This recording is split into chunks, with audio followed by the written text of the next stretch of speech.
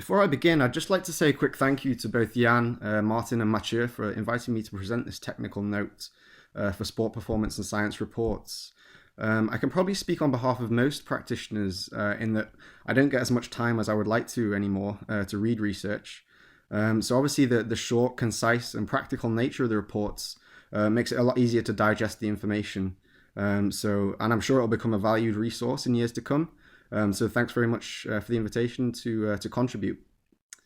Okay, on to today's technical note. So I'll be presenting the following slides entitled Nutritional Interventions to Expedite Recovery, Evidence to Practice. Just a quick personal introduction. My name is Matt Jones. I'm Director of Sports Nutrition at University of Oregon. And on behalf of myself and my colleague, Jace Delaney, I'll be presenting this technical note today. Okay, this whole thing came about really as a result of an article that I recently posted on the Sport Performance Explained website. It basically collated the latest research within the area of nutrition and recovery, particularly with limited time between games. Essentially what we did was mapped out our evidence or evidence-informed recommendations to athletes. So it's basically a DIY guide where you can build your own recovery strategy, specific to body weight and all that kind of thing, and fluid losses. I'll go on to show you the attached spreadsheet that we developed in a second. But most of the recommendations particularly relate to team sports, with a specific reference to football or soccer, depending on which side of the pond you're from. Basically, within the article, I reflected on my personal experiences and how I had to kind of tweak the evidence in certain ways in order to best serve the athletes, really. So obviously, I was reflecting on my experiences from the Premier League and the 2018 World Cup qualifiers, the Asian qualifiers, which proved quite tricky, and obviously in the English Premier League around Christmas time, there's back-to-back fixtures with less than 48 hours between games. Obviously that tested me, but thankfully that experience, I gathered a lot from that experience. I learned a lot, took a lot away from the players' feedback and that kind of thing, and obviously that's gone into this recovery strategy.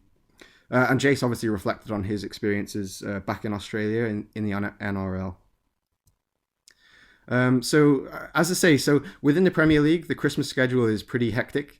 I mean, you'll see there between the 30th and the 1st, there's 48 hours between games. So there's going to be some unhappy managers, sorry, and some sore players.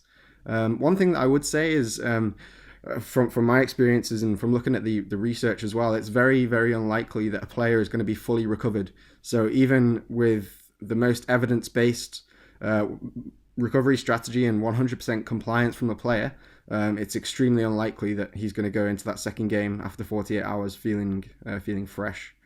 So the likes of Manchester United and Stoke and Everton, they're going to have a tough time in comparison to teams like Arsenal and Tottenham, for example, who have got a slightly longer periods between games.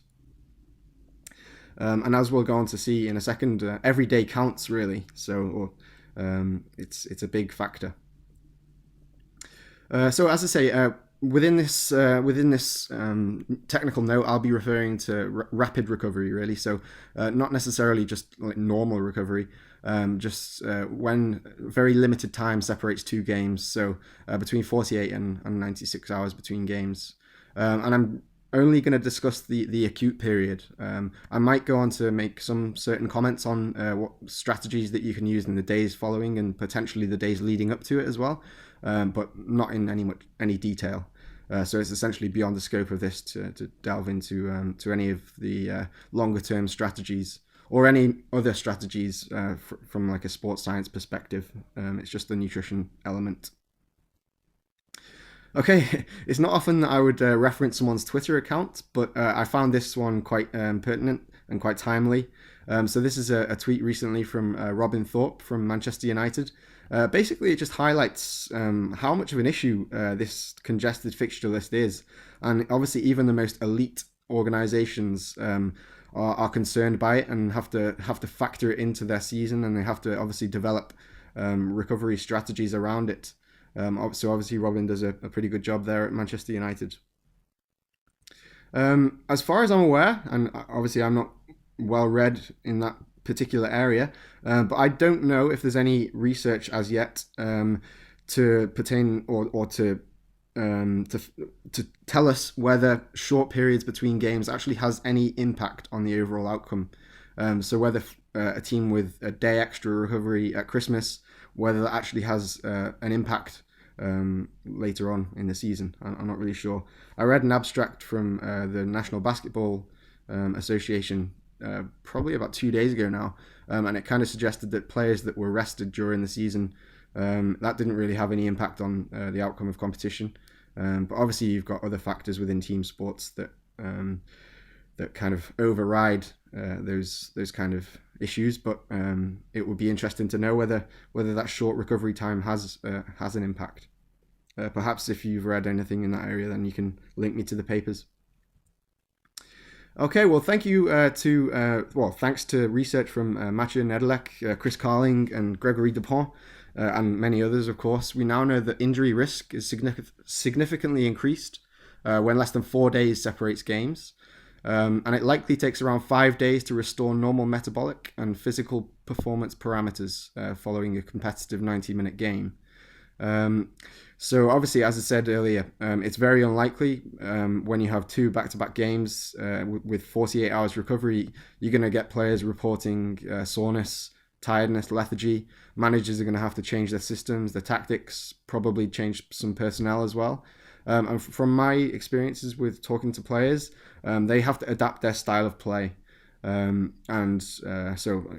that highlights the fact that between games with short periods, you're not going to be fully recovered. Thankfully, we have a wealth of research in the area of recovery following prolonged intense exercise. One of my colleagues, Joel Dawson, just recently published a very, very good paper alongside Mark Russell and Mayor Ronchordis. I'll link you to that in a second. But basically, that formed the basis for the spreadsheet that we've just produced. So thank you very much for that, guys. That's a great paper, and I definitely recommend you go and read that. Although to my knowledge, there's no evidence of nutritional interventions to support rapid recovery following actual team play. Actual team sports, sorry. So we're still speculating from similar exercise modalities. So we're looking at prolonged intense exercise. So that could be on a cycle ergometer or like running, for example. Obviously there are aspects of gameplay within team sports that might be significantly different from those kind of exercise modalities. So that will also impact recovery, which I'll go on to perhaps mention in a second. So this was that paper from written by my former colleague Joel Dawson. As I say, I would definitely recommend going to read it. It's got some really great information in there that will only support what I'm going to present in a second. Just quickly, the physiological demands. I'm not going to go into this in too much detail because obviously numerous people have talked about it within the published research before. So obviously team sports are high intensity, they're intermittent in nature. They result in pretty high energy expenditures, likely deplete glycogen stores, probably result in a degree of dehydration, and also produce some muscle damage from the actions, the explosive actions and the contractions that are involved, but potentially also from the collisions. From a nutrition perspective, interestingly, it's probably the eccentric contractions that pose the biggest issue, because the eccentric damage caused by like change of direction, that kind of thing, slowing down, decelerations, they cause structural alterations to membrane-bound transporters such as GLUT4, which basically influences the rate at which you can deliver carbohydrate to the cell. That kind of suggests that it takes around 72 hours to completely restore muscle glycogen after a competitive game, whereas after time on a cycle ergometer where you're kind of contracting concentrically, then it might take 24 hours, for example. So that basically highlights the issues there with the eccentric components. So recovery requirements. So rapid recovery is essentially dependent upon the athlete's ability to restore energy balance. restore glycogen, rehydrate, and then repair as well, repair damaged muscle tissue. So obviously restoring energy balance is going to be critical. Obviously, when you maintain a negative energy balance, you actually increase glycogen resynthesis, glycogen breakdown. Sorry, glycogenolysis. So obviously, maintaining that or restoring that energy balance is going to be critical from that perspective. I would actually recommend going into a surplus, so going into a positive energy balance, as that's going to create an anabolic environment and ensure that most of the nutrients that you're consuming are being stored. And then obviously the restoration of glycogen is pretty important because you've got another glycogen depleting session coming up within 48 hours. So you need to maximize those stores of glycogen and then rehydrate. It's possible to rehydrate in about 6 hours with the right strategy. So that's not such a big issue. And then repairing muscle tissue as well with protein. So I'll go on to discuss that in a second. You'll often hear these recovery methods as referred to as the 3 R's. So refuel, rehydrate, and repair. They're often referred to as the 3 R's. And I would recommend going in that order as well. So refuel first with carbohydrate, then rehydrate, and then repair. So it kind of goes in order of importance, in my opinion. Okay, just onto the spreadsheet itself. So just before I go on to present the spreadsheet itself, what I would say is it's free to download. It's relatively user-friendly, and it does obviously utilize most of the recommendations from that paper that I just showed you earlier on. So it's evidence-based, and it provides some practical information on foods that you can use, so you can essentially develop your own recovery strategy as well. So I hope you enjoy. Okay, so this is the spreadsheet. I'll briefly run through it with you. So you'll see some cells highlighted in green. So they're dependent variables, and you will be required to put some figures in there. So you've got body weight. So that will serve as the basis for most of the recommendations within this spreadsheet, because most of them are relative to body weight. Then you have the fluid losses. And obviously that will serve as a means of providing recommendations for rehydration. So the amount of fluid required in the immediate aftermath of the game in order to rehydrate. The time of the final whistle, that will impact the meal timings, and also that will also impact the potential for caffeine in the recovery process, which I'll go on to discuss in a second. And then the green cells down here, you have that's the times between meals, so you can manipulate that depending on what time the final whistle is. The text in red, they're recommendations. So all the red text will be a recommendation of some sort. So that will basically be outlining the recommended number or the recommended quantity of the nutrient or the fluid. And then if you scroll down a little bit further, you'll see in phase 2 we have some drop-down menus where you can select specific foods and then change the serving size in order to obviously manipulate the nutritional values, and then you can work towards hitting your targets. Obviously these targets are 0 at the moment because those targets are actually relative to body weight. So first things first, you need to put that in there, and then so on and so forth for the remainder of the phases.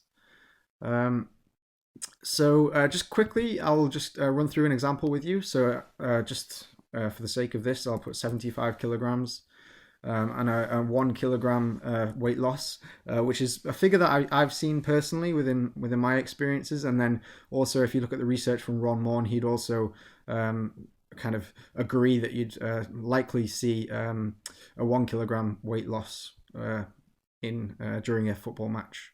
The final whistle is around 3 o'clock. We'll keep it at as this for the sake of this example. Quickly running through the daily requirements. So you'll notice the calorie figure is is slightly higher than most of the reported energy requirements within soccer players within the research at present, particularly referring to Liam Anderson's work. That's basically just because I'm trying to promote a positive energy balance. So eating above their daily requirements in order to create a surplus of calories and favor storage of nutrients rather than the usage of those nutrients as fuel. So in order to maintain that anabolic environment, you're obviously going to have to eat slightly more than your daily requirements. So that's why you get that 4,048 figure. Looking at carbohydrate, then obviously we've got some elevated requirements again of 8 to 12 grams per kilogram, and that's just to maintain stores and obviously maintain glycogen stores. And again, to fuel the activity. So the athlete will be competing more frequently and depleting glycogen stores to a significant degree. So they're going to have to consume quite a considerable amount of carbohydrate in order to restore that glycogen. And if you look at the research, it definitely supports those elevated intakes, particularly in terms of restoring glycogen, but also restoring performance. If you look at stuff that Clyde Williams has done a couple of years back now, he fed athletes carbohydrate diets of 8 grams per kilogram, and they were able to, or their performance 24 hours later was better than if they went on a low carb diet. So obviously, always favoring those higher carbohydrate intakes at these periods of time is really important.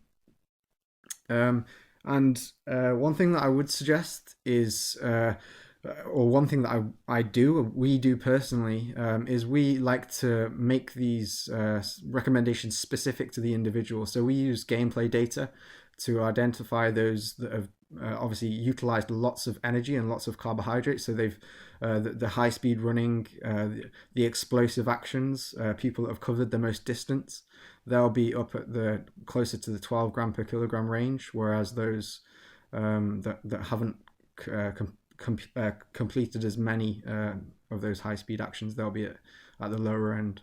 So we're looking at like wing backs and then centre backs, for example, at the lower end, and then goalkeepers even lower. Protein again is elevated in order to maintain a positive protein balance, and also to maintain immune function during intensified periods of training. So we're looking at between 2.5 to 3 grams per kilogram ideally. Fat at the lower end. So essentially we're just trying to provide the necessary fat to cover the daily requirements and then to restore intramuscular triglycerides. But obviously beyond that, there isn't any real requirement to go any higher than that. So just to free up some room for the carbohydrate within the diet, going with the lower fat recommendations is probably the best way to go.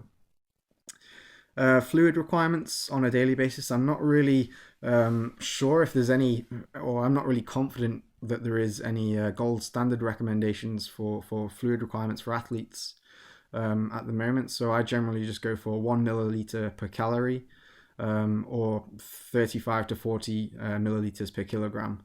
In this example here, I've just gone with the 1 milliliter per calorie goal, assuming 80% of that is from fluid and 20% of that is from food, such as vegetables and fruits and that kind of thing. Then they're going to be consuming, or they're going to require around about 3.2 liters in order to maintain fluid balance. Just quickly, one thing on these requirements. Obviously, they are pretty high. I mean, 900 grams of carbohydrate is a pretty big figure. And in reality, given the fact that players are now exposed to the media and messages such as messages within the media, such as like low carb dieting and all that kind of thing, then I personally feel that it's unlikely that a player is going to be able to meet these requirements.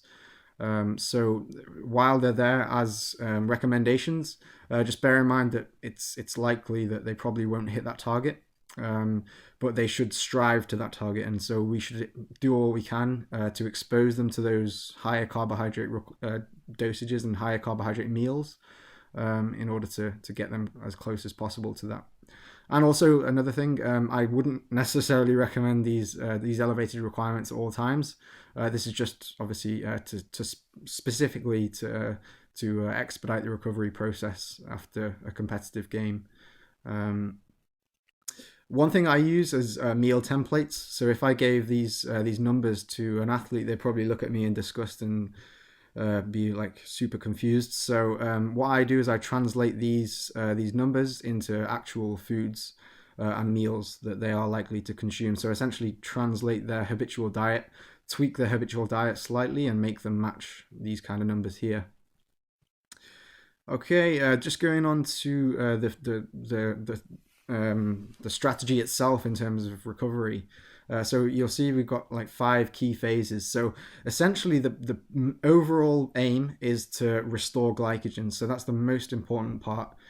So you're gonna have to get pretty aggressive with the refeeding strategy. So it's going to be frequent, large dosages of carbohydrate in order to maximize glycogen resynthesis. So obviously phase one will be around about immediately after the game. Ideally a beverage as the player walks off the pitch.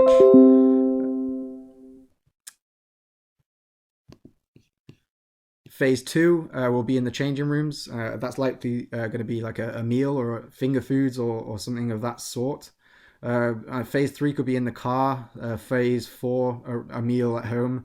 And then phase five will be like a pre-bed snack.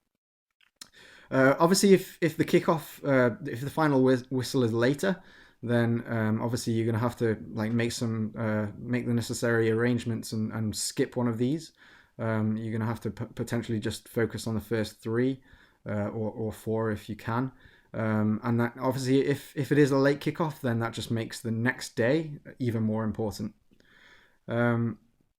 Okay, just going into the details a little bit more with phase one. So as I say, this is a beverage as the player walks off the pitch, ideally.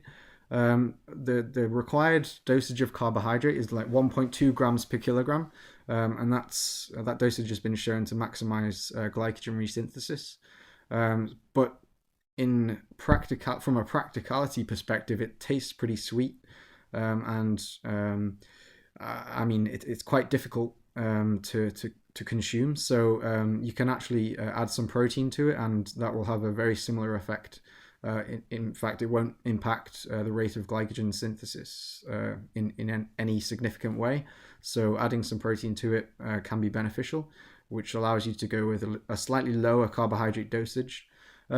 Using a blend of glucose and fructose is not necessary. They share different transporters. So the glucose utilizes different membrane bound transporters, so you don't have to saturate the same one. So essentially you can deliver more carbohydrate to the cell because they're using 2 different transporters. So that doesn't necessarily result in increased rates of glycogen resynthesis, but what it can do is it's a little bit easier on your stomach. So it makes it a little bit more tolerable, if you like, which is always beneficial. As you'll see here, there's a slightly, protein is fairly low. The protein intake of this drink is fairly low.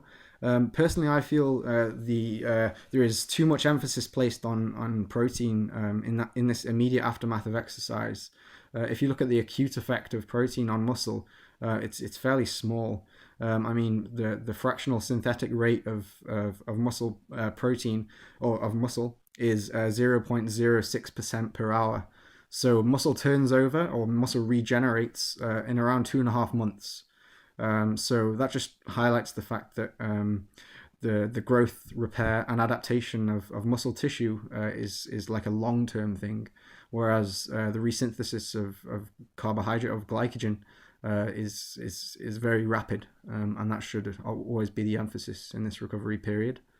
Then you've got fluid requirements. So obviously this fluid requirement is based on the fluid losses. So it's just 1.5 times the fluid loss in milliliters. So this guy's lost 1 kilogram, so he's going to need 1.5 liters of fluid. Ideally, you'd spread that across the meals, because when you consume large volumes of fluid, you reduce plasma osmolality and arginine vasopressin, so that can stimulate urine production. So that's obviously not ideal when the aim is to rehydrate. So go in or spreading that dose or that fluid requirement over those 5 periods or those 5 phases is going to be valuable. The sodium requirement is around about 61 millimoles per liter, which is the equivalent of around about 800 milligrams per liter. 1,400 milligrams per liter, which is quite a high dosage of sodium. So I would generally recommend going with around about 800 milligrams per liter in this drink, and then the rest can be made up in food form later on here. And obviously that's going to just help make the drink a little bit more palatable. It's going to help with fluid retention and also help to restore electrolyte balance. Then finally adding some creatine to that. So obviously creatine is going to help to restore phosphocreatine stores within the body. And this is probably the only time that you've got to provide the player with creatine. And because the likelihood is they're not going to take it at home. So, I mean, and you're probably not going to put it in a soup or anything like that here.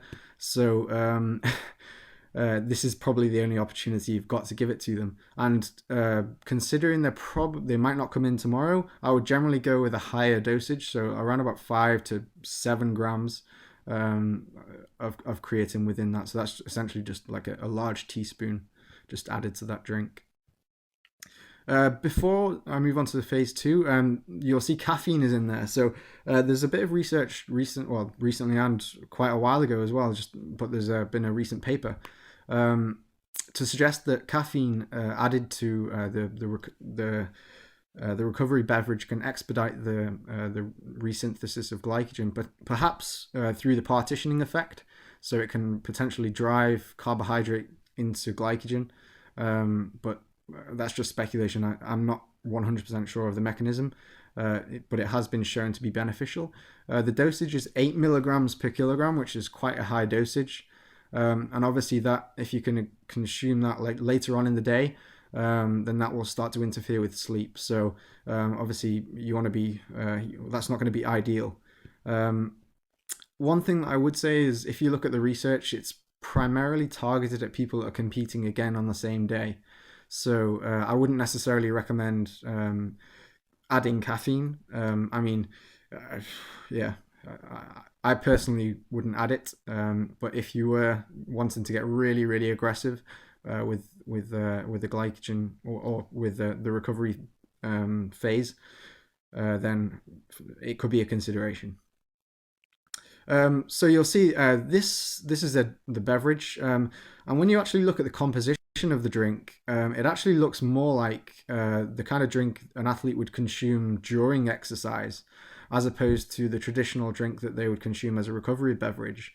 One of the reasons for that is I personally think that manufacturers have become too influenced by the resistance training market. So obviously the average gym goer who just goes into the gym and does resistance training, they're not necessarily going to deplete glycogen stores to any significant degree. And their primary aim is just to stimulate muscle protein synthesis. And maybe they add some carbohydrate in there just to make it taste a little bit better. Whereas in this example here, we've got a footballer who's depleted glycogen. They're pretty much like all out of glycogen. There's a significant reduction after the game, and they're competing again within 48 hours. So we need to get those glycogen stores elevated as fast as possible. So that's why we're going with predominantly carbohydrate within this drink.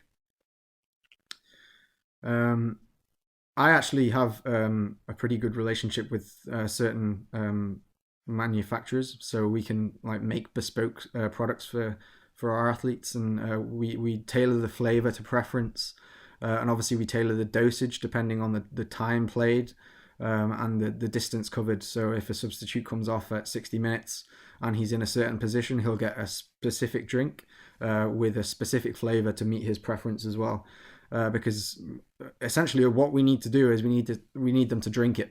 And if they don't like it, then obviously they're less likely to drink it. So that's a big thing that I've found that's been useful. Okay, that's phase 1. So that will be immediately after the game as the player's walking off the pitch. Phase 2 will be in the changing rooms. So that could be after the guys had a shower.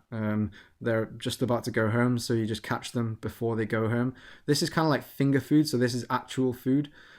So when you look at the research, like fast foods, they actually outperform supplements in terms of restoring glycogen. But this is where I've run into like quite a few issues really, because if you kind of promote fast foods at certain times, and then within your messages around the club, you're trying to get them not to eat fast foods. It's kind of like that mixed message that can confuse athletes and can confuse players. So what I generally try to do is I like to recreate healthier versions of fast foods. And another thing, now players are becoming more health conscious. Some players will actually choose not to eat anything if they view something as being unhealthy. Obviously, the healthiness of a food is context specific, but when you're kind of in the heat of the battle immediately after a game, then you've got no time to kind of go through all that kind of stuff. So just catering to their needs, that's one of the most important things in this phase 2 here. So recreating fast foods, so things like pita bread pizzas, chicken skewers, banana bread, muffins, just making them look healthy, making them look fresh, fresh milkshakes, smoothies, that kind of thing. And having it really helps to have a personal relationship with the athlete, because that will really influence your ability to encourage them to eat or drink something within this meal. So for example, there's a player that I used to work with who I know his wife is like a big fan of gluten-free cooking. So I'd make a big effort in highlighting the fact that there's certain options within the changing rooms that are gluten-free. And then so he would kind of be a little bit more inclined to go ahead and eat those items. In terms of the requirements for this phase, again, it's an elevated carbohydrate intake. So we're looking at that same figure of 1.2 grams per kilogram of carbohydrate. You'll see that carries over for each of the phases, because obviously that figure maximizes the rate of glycogen resynthesis. So it's really important that you hit that figure. Protein here, so the 30-gram dosage, so it's around 0.4 grams per kilogram, and that's been shown to maximize muscle protein synthesis after full body exercise. So obviously the game will be a full body exercise, so it's important that you have that dosage of protein there to maximize protein synthesis. This kind of meal here will obviously increase insulin, and it will likely increase insulin to such a degree where muscle protein breakdown will probably be reduced for around about 5 hours, which is pretty good.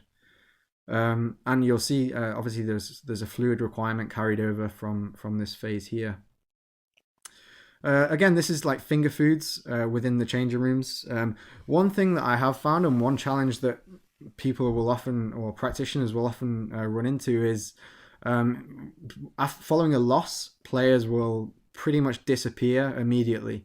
Or you'll get some players that will hang around, but I would say like 50 to 75% of the players will just like walk out. And obviously it's a difficult environment, put it that way. What I tend to do is I tend to recreate a similar drink to this, put it into bottles and just make it available to the player. So as they're walking out of the changing rooms, I give them that, and at least they're getting something similar here. So they've already had that, and then hopefully they take this one home if it's in a bottle. But obviously in the ideal world, they'll kind of stay for 10-15 minutes and eat something. I'll go on to talk about the actual food recommendations in a second, because they're kind of down at the bottom here. Phase 3 is, again, it's very similar. What you could do is provide like takeaway options, as I said, like bottling smoothies, bottling milkshakes, like fresh milkshakes, fresh smoothies, providing boxes to players so they can snack on things in the car or when they get home.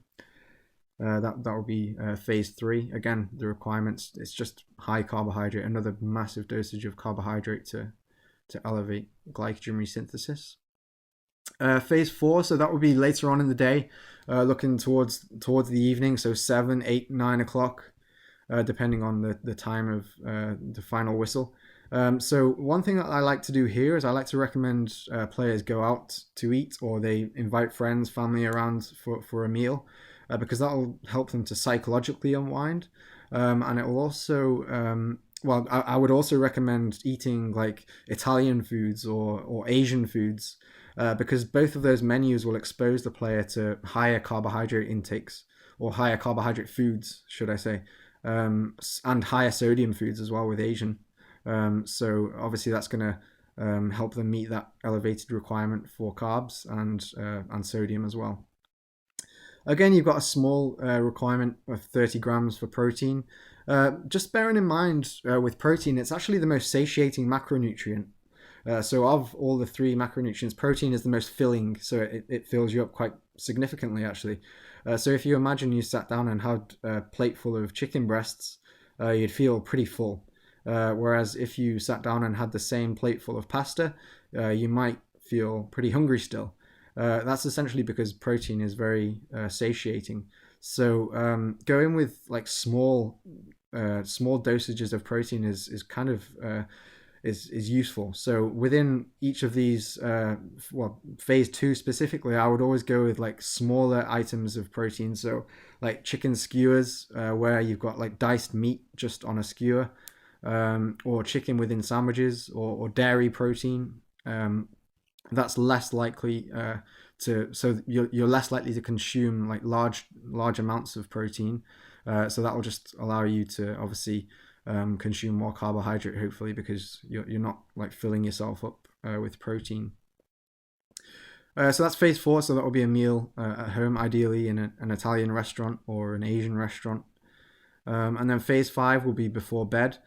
So there's certain nutritional constituents that will obviously support sleep, or reduce sleep onset latency.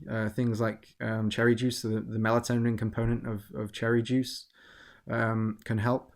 Obviously, the ratio of carbohydrate to protein can also help. So you might be aware that tryptophan is a precursor to serotonin.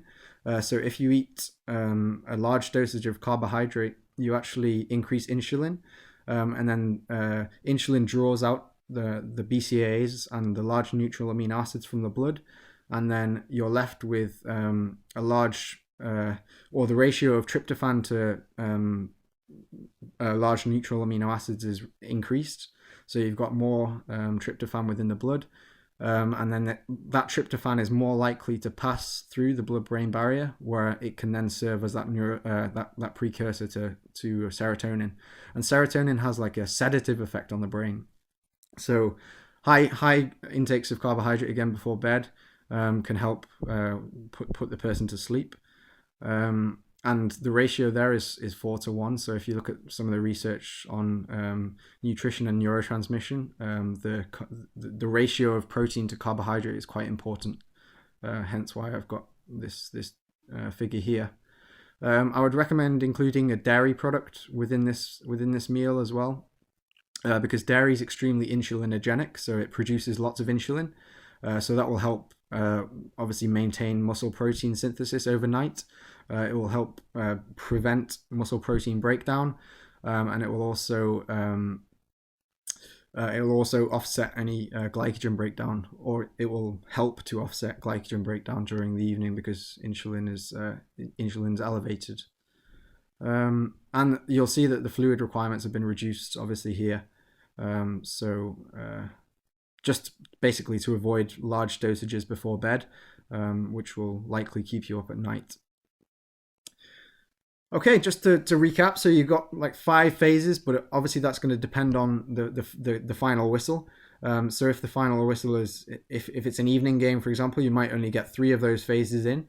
I would say 3 is kind of like a minimum. Ideally, this one, and then any of these 3 here. So, I mean, they're all pretty similar in terms of the composition of the meals. So make sure you get 3, even if it's an evening game. That's really important. But obviously, ideally, you'd hit all 5. And again, it's just really aggressive, large dosages of carbohydrate, smaller dosages of protein, and just maintaining regular feeding patterns just to maximize that glycogen resynthesis. And then obviously fluid requirements will be dependent upon fluid losses. Okay, so if we go down, so we've set the recommendations for the phases. So these, obviously the red text is all the recommendations. And then further down here, you'll see we have some actual meals. So this is phase 1. So you can play around with the serving sizes, and obviously it says 450 milligrams of caffeine could be useful. But if I change that to like a later final whistle, so 5 p.m., that will obviously tell you that it's not recommended because it's likely to interfere with sleep. So that's obviously, the caffeine is obviously dependent upon the final whistle. And then phase 2 is, again, this will be the meal that you consume within the changing room. So again, we're looking at like snack type foods and reconstructed fast foods. So as I say, pita bread pizzas, chicken skewers, all that kind of thing. Potato wedges, chicken salad wrap, various other things. I mean, soup is another one. So you'll see I've made some recommendations here at the bottom. So I'd recommend at least 1 protein, 2 carbohydrates, 1 dairy product, 1 cherry juice, and one serving of soup. There's actually a Cochrane review by May Ranchordis just earlier this week that shows that cherry juice is probably not as beneficial as people once believed in terms of offsetting muscle damage. So I mean, it wouldn't be a necessity, but what I would say from my personal experience is players have really bought into it. They really kind of believe that it's having an effect, and that belief effect, that placebo effect, is really powerful. So if you can give it to them and they believe it's having an effect, it's going to have a placebo effect for sure, and that's going to be beneficial in the long run. When in actual fact, thanks to Mayer's research, his systematic review, it probably isn't having as big an effect as people think.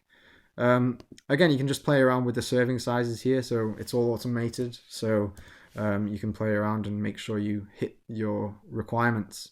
So the requirements are up here, and then you just play around with the figures. So you hit those requirements.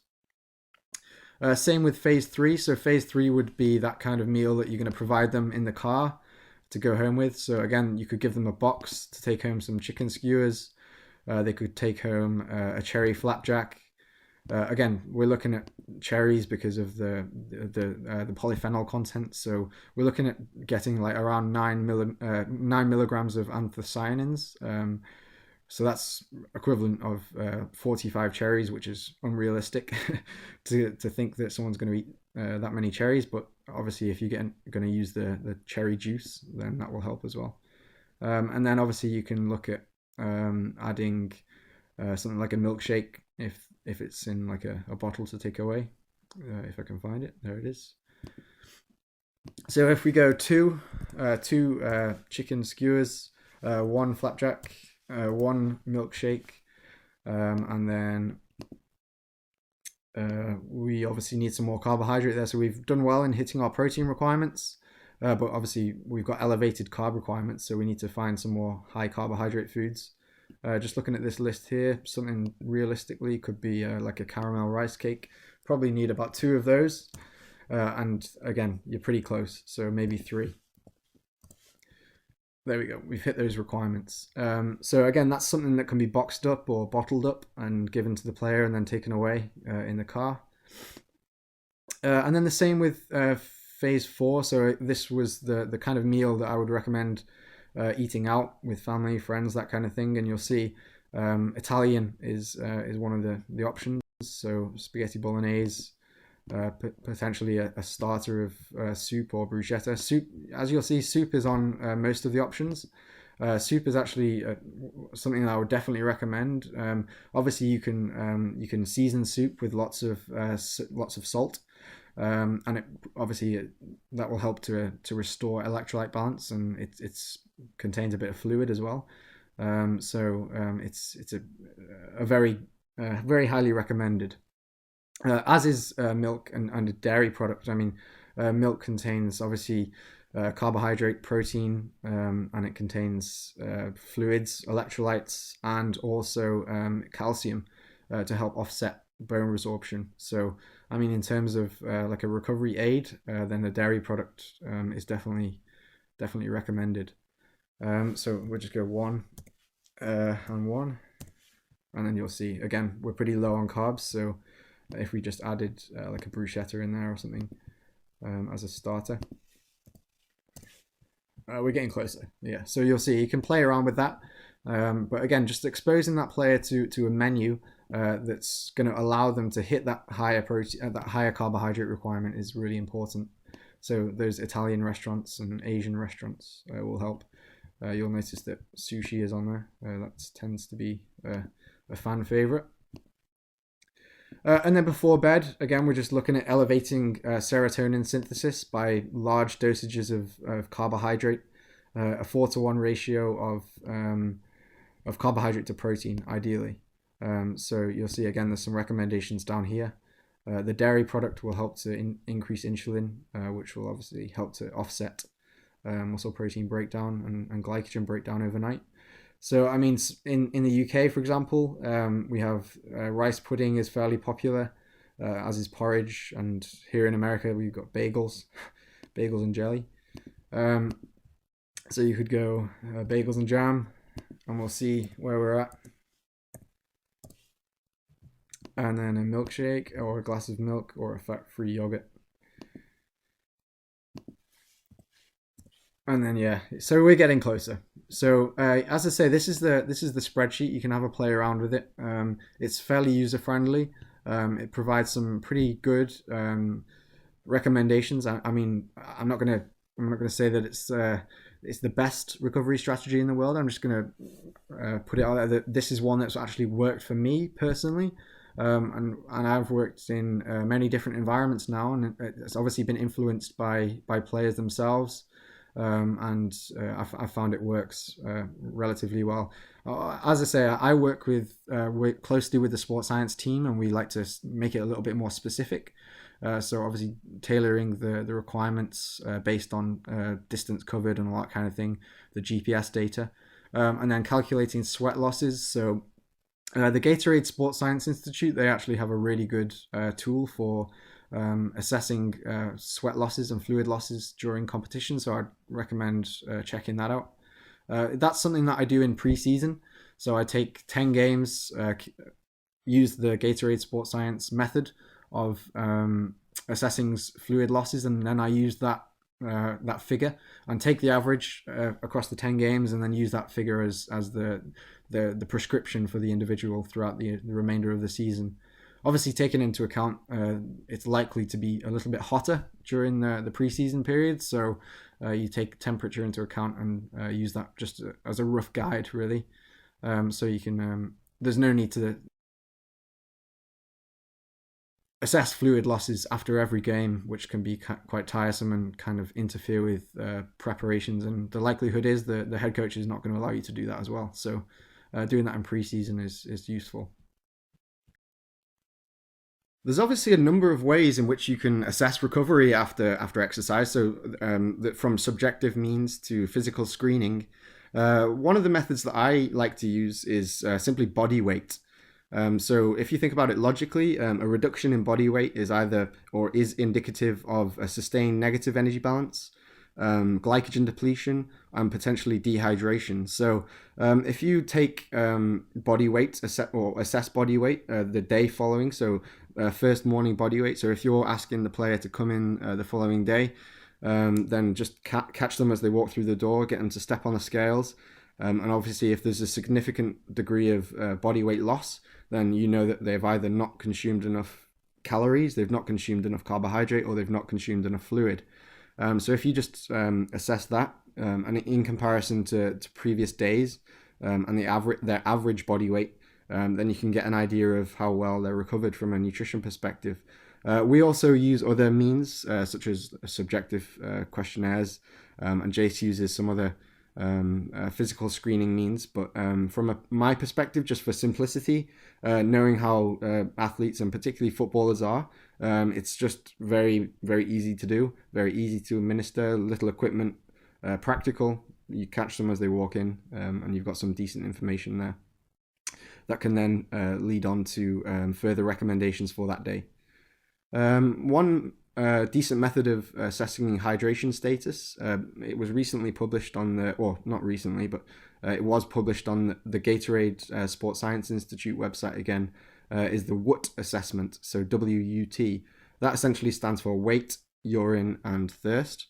From my opinion and from my reading, like assessment of hydration status is kind of flawed in many ways. The current methods, I mean, assessing plasma status would be probably the best way to do it, but the likelihood is you're not going to be able to do that. So using these three methods it is a useful and practical way of assessing hydration status, in my opinion.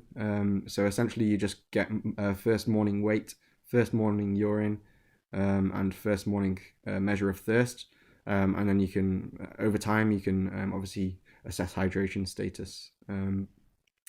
So that's just a quick way, but I would obviously recommend from my perspective and from what I've used in the past and works pretty well is just a simple body weight measure. Okay, just coming to the end. So as I say, thanks again to both Jan, Mature, and Martin for allowing me to present this technical note. I really appreciate it, and I hope the audience has taken something from it. As I say, me and Jace would really appreciate any feedback, and if you'd like any interaction with us both, our email addresses are linked here, as are our Twitter accounts. So please feel free to contact us if you have any questions or if you'd like to interact. Thanks again.